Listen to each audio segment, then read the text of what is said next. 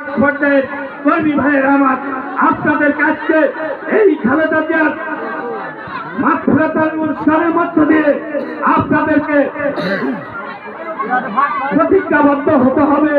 আজকে যে খালেদা জিয়া ইন্তেকাল করেছেন তার এই মৃত্যুর মধ্য দিয়ে অনেক কিছু শিখার, অনেক কিছু বুঝার, আমাদের শিখার অনেক কিছু রয়েছে। যাই হোক, আমি আমার বক্তব্য না বাড়িয়ে আজকে যারা এখানে দোয়ার মাহফিলে অংশগ্রহণ করেছেন আমি আপনাদের কাছে কৃতজ্ঞতার সাথে আপনাদের স্মরণ করি।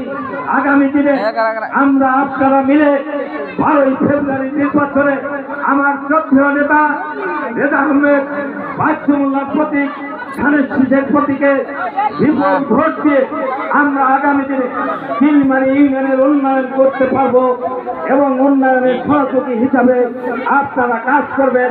পরিশেষে আবারও আপনাদেরকে দেশনেত্রী বেগম খালেদা জিয়া